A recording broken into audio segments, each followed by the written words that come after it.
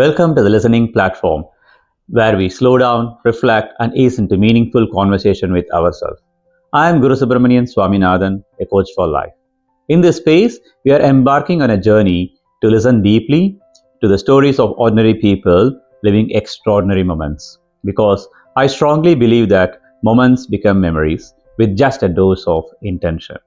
So take a deep breath, lean in, let's listen now. Thank you once again for tuning in. I'm truly grateful for your time and presence. Today, we are going to delve into the world of real estate in Sydney, the second most expensive city in the world, just after Hong Kong. Pause for a moment and imagine the life of a real estate agent here, not only dealing with multi-million dollar properties, but also navigating the emotions of stress and hopes of both buyers and sellers. Our guest is Tariq Jameel, a sales agent from Megrat Paramata. In just last 12 months, he has sold homes with a median price of $1.5 million. And with over 8 years of experience in the Australian property market, Tariq has earned a name with integrity, professionalism, and results. What keeps him grounded? What fuels his drive? What does success mean to him beyond the numbers? Let's listen in and discover the story behind the sales, the story of Tariq. Joining us today is Tariq, a passionate real estate agent who knows Australian property scene inside out. From helping families find their dream homes to guiding investors through property choices, Tariq brings not just knowledge but real commitment to making property journeys smoother for the families and also smarter. Welcome, Tariq, to Listening Platform. Thank you, Guru, for the beautiful introduction. I hope we can add some benefit and add some value to the viewers. I don't have any doubts. Let's start off. Now, what first drew you to the real estate market? So, Guru, I come from India. I'm born and brought up in Chennai. Okay. And I come from an architecture and design background, so I was always passionate about property. But real estate is not about property, it's about people. So when I came into the country 9 years back, I spoke to many real estate agents because I was very clear that I wanted to get into this business. And I very quickly realized that this business is all about relationships. Okay. And so it was a very planned decision. I planned it out, thought it out, had pretty good mentors. There's a wonderful person called Tony Hamilton, who runs a company called REIT, which is REET. And what I love about this country is that everybody's open to talk to you. Everybody's open to talk to you. Everybody's open to discuss the ups, the downs, what they went through in their life in the same profession. This is very different from a closed mindset or what we call a scarcity mindset in India, because India is extremely competitive. Everybody tries to be a bit closed. There are a lot of people who are open, but Australia by and large always gives everybody a fair go. And I realized that people were open, always having a cup of coffee with you, guiding you and talking to you. I think one of the people who initially got me into this, who I met him, was Tony Hamilton. Person who, even till today, who I meet regularly to catch up about where I am, where the next stage in my life is, and how I've done so far and how I've progressed. But it was a planned decision to get into it, and I'm extremely happy with what I'm doing. Very good to know about Tony Hamilton. So he's a mentor. He's for you. One of the first mentors. He runs a real estate training institute called REIT. But beyond that, he was a real estate agent. Here, what I find is that the people who practice teach. All right. Then, as in some countries, the people who teach are different from the people who practice, and those lines don't cross. Here, the people who teach are the ones who actually practice what they've done. And you get your practical insights as part of the teaching. Very true. Great insights, Tariq. And I know, and the market also knows, you are known for your professionalism. Yes. And we also know that you are people-first mindset. Yes. How did you develop this? Is it through your family values, from your mentorships? How did it happen? So I think it always starts with family. So being brought up, being very clearly taught and told to always do the right thing, I think it always starts from there. And for me, I believe in looking at things long term. When you look at things long term in life, you will always understand if you always do the right thing, it will always come back to you. But even if it doesn't come back to you, my belief is always to do the right thing by everyone. Your clients, it's an honor to serve your clients. So whenever you make any decision, my decision in any step in a property journey, when I'm stuck, the question I ask myself is what is right for my client? And the answer is the direction I take. That's my north point. What is right for my client? Okay. So that's the answer to any question. at any time that I'm stuck. Great points. I think you're anchored on specifically with respect to what your client wants. Exactly. And that's do what's point. Right for your client. Okay. Put them first. I think that it leads me to the next question, right? I think most of the agents chase numbers, whether it is number of sales or is it dollar millions, how many they are selling and things like that basically, right? But you seem to chase trust. The reality is even I chase numbers, but the truth is that all of us chase numbers, but the reality is how do you get there? There are many ways. There are many ways to get there. My thought process is look at it long term. To look at it long term, if you create 100 raving fans in your community, they becoming sounding boards for you. They become referral points for you.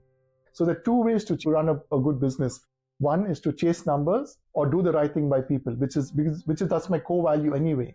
Okay. So I found that's an easier way for me to do it because that comes naturally to me. The side effect of that is that your business actually grows just purely by word of mouth. And you work across culturally diverse suburbs in Sydney, starting from, let's say, Strathfield up to Penrith, and this side, the northwest, probably Riverstone, Kellyville West, Kellyville, right?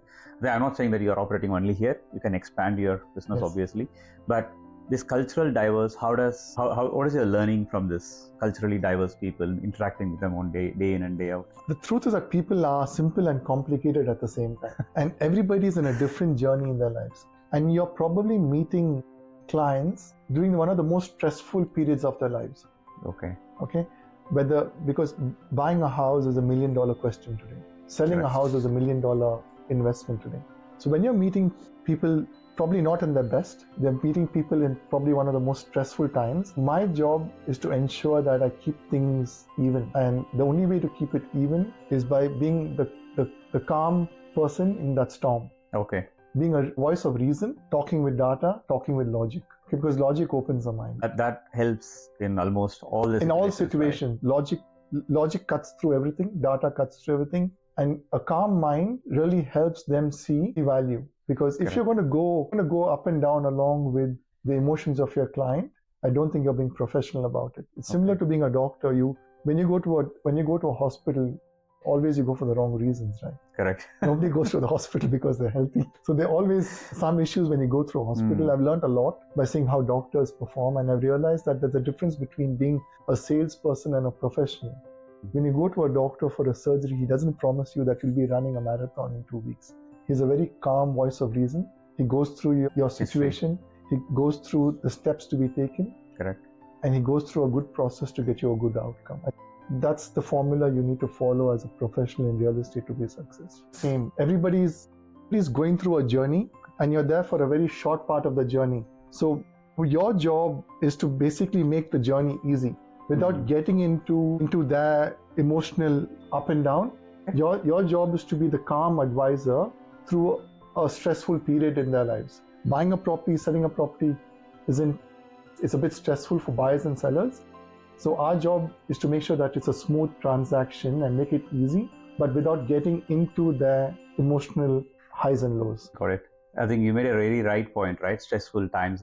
So now it intersects with many of our life choices, life phases actually, right? Like births, deaths, migrations, divorces. Yes. How do you deal in those situations with different buyers and sellers? I think that, like I said, getting back to that, our job is to be a professional in this. We got to be the calm advisor, advise them through the process in a calm manner without getting too deep into their story or their life, and being the calm advisor in this situation. I think that's the best we can do. Got it. And in a couple of your articles where you have already published, you spoke about, it's called as a 6-star customer service. But how does that 6-star customer service look on a day-to-day basis? It starts with the truth. Okay.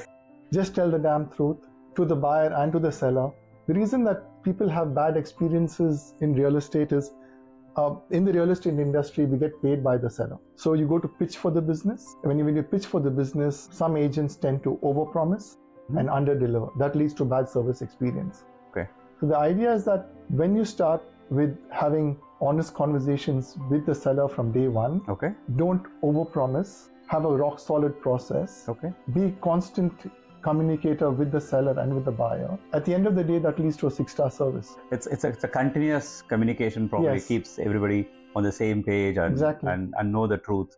Exactly. Like if you see a property that you think is worth $1 million or 1.1, then you tell the sellers that's why you think the market is, rather than over-promising, and then it leads to a bad experience down the line. Any relationship, whether it's personal or business, is built on a few pillars. That's built on integrity, it's built on honesty, it's built on trust. If any one of these pillars is broken, then that relationship gets broken. So you got to ensure that you do the right thing by the seller and by the buyer at all times. Okay. You got to take yourself out of the picture. Sticking to this day in and day out, I know it's very difficult, but still you're able to do it.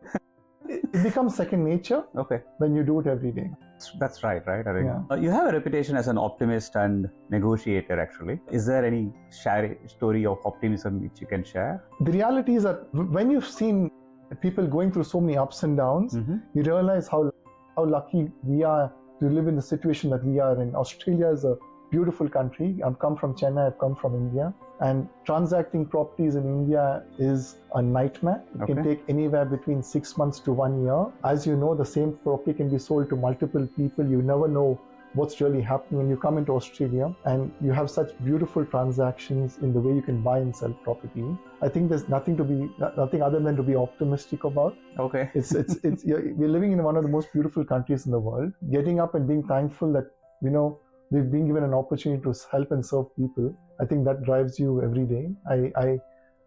That's one thing I'm always about. I'm always optimistic and positive, because I think we're very blessed to be living the life you're living. I cannot agree more. In terms of specifically with respect to Sydney, right? I think Sydney infrastructure, I would say. Yes. What trends do you see in the next 5 years? I know it's very fast paced actually. Yes. 5 years itself could be a little bit long-term strategy, but True. How do you look Sydney is going? Unlike the popular opinion, I think Sydney is underpriced. Okay. Like, if you look at Sydney is an international city. Okay. Now you have another international city called Mumbai, Bombay, and you have Hong Kong. Now, if you look at the per square meter rate in Sydney and something like Mumbai, and I'm from India and I love India, but with all due respect, it does not have the infrastructure that Sydney has and the last mile connectivity that Sydney has. When you look at it like for like, Sydney is cheap compared to Mumbai. That's a complete different perspective. But the reality is that people feel it's expensive purely because of the fact that it's gone up quite a bit over the last few years or the last 10 years. But the reality is I still feel Sydney is really underpriced, being a global city. And if you buy the same property in a place like Mumbai, you will probably pay a lot more. And it's all about the expectations. If you come in with the right expectation, realizing that you are entering an international city, and international cities cost X amount per square meter, and you enter in with the right expectations, you'll have a smooth ride. It's only when you look back and say it's gone up so much, but that's how every city is. And if you look at it, Sydney has larger square meter blocks. So if these blocks were smaller, the price would be a lot lower. And that's what they're trying to do. So the newer constructions are all smaller blocks to make it a little bit more, to make it more affordable. Where the earlier blocks were about 600 square meters, the newer blocks are 200 and 300 square meters. That's right. But the reality, hand on heart, I feel Sydney is underpriced compared to Bombay, Hong Kong, or any other international city. Absolutely. I mean, the way you're explaining that perspective, certainly I can relate. So, for example, I was living in Hong Kong and Singapore for some time. So when you give that example, I could imagine where we were living in a very, very small apartment, specifically in Hong Kong. In Singapore, it's a different scenario because it's like a 99-year lease property, mostly like called as HDB. And comparatively, it's like either it is a 600 square meters, which was normal in Sydney a few years back. Now, as you rightly said, 300 is very common. And even if you get like 225, 250, it's considered being common actually. Thank you for that. For example, if you look at any land size in Western Sydney and the older properties, if they're about 650 square meters, if you take the same 650 square meters in a place like Mumbai or or Bangalore or Chennai, I promise you it will be a lot more expensive than Sydney. The reality is that India has moved away, and a lot of countries have moved away from house living to apartment living. Here, the Australian dream is still owning a patch of land. So the chances, the fact that we still can do it, proves that it's still affordable. Absolutely. In other countries, there's no choice about even buying a house. You have to forget about buying land. end up mostly living in apartments, and we call that a house. But the reality is that Sydney, you can still buy a house today within 5 or 8 years of moving into the country. And a house with a front yard and backyard. That's exactly. more important. Exactly. Outside real estate, what grounds you like? Any other hobbies, any other activities which you do which compensates for your real estate? Real estate, to be quite honest and against the norm, there's no work-life balance. Okay. But I think it's more of a lifestyle choice, because you got to work all hours if you really want to be successful. There are no shortcuts in this. So you may get a call at 9 in the night, you may get a call at 7 in the morning, and you got to be alert, sharp at all point of time. You can choose to work 9 to 5. Okay. You can choose to work 9 to 5. But the reality is that won't get you too far, in my opinion. There may be people who can do it, but in my professional opinion and way my life has been so far, especially in the initial days when you're trying to prove yourself or get into the business, the hours are long, but the reality is that, do you think about it as work? Okay. For me, I love it. So like imagine people playing a sport. I used to love playing tennis. I never thought of tennis as work. Okay. I don't think any professional tennis player will think as work. Of the tennis is work for them. Okay. If you look at the world number 1 ranked tennis player today, they don't think of tennis as work.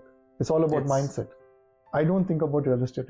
Okay. Probably for me, it looks like as a work for you basically. Exactly. But what you're saying is for you, it's for a me, normal, regular day. I'm extremely passionate about it. I never get tired. With my doing what I do. I get energized at work. Okay. I get energized. The more I work, the more energy I get. It never tires me. I love what I do. I love helping people. I love helping people move people from one step to next step in their lives. Seeing other people happy gives me a lot of happiness. Okay. That's what drives me. The money is always a byproduct of what I do. Okay. So, but seeing people going from one step in their life to the second step in their life and the third step in their life drives me. And I don't think about it as work. So the reality is I don't require any downtime. I know it's a bit of different where people have, I'm back from work, I need to relax and I need downtime. For me, the work that I do is downtime. It's probably the first person I'm interacting like this in a casual way like this. But this relates to the concept of ikigai from Japanese word ikigai. So it's like find your passion and then do continuously. And that gives you energy back to you to continuously do it. Exactly. So that's exactly what I'm seeing now. Once our conversation is over, probably I will show you the book. It's just in that library. Yes. I'll show you the book. That's called as an ikigai. So that's a very, very viral concept which has started a few years back from Japanese word actually. It's like find your passion and keep doing it, and that gives you energy to do more. Okay. That's perfect example, I would say. I love what like if you give me an option between, I love watching movies, but if you give me an option between watching movies and going for a training seminar, I'll choose a training seminar. Okay. But because that really energizes me, I love it.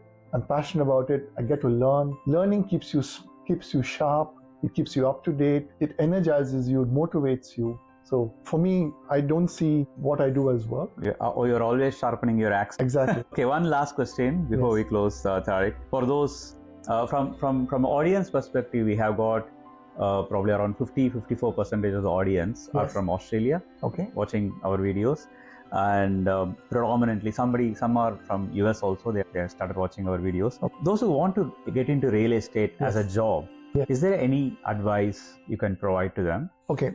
The first advice, talk to as many real estate agents as you can. Get in with the right expectation. Don't chase money. Money will come. If you do a good job, money will come.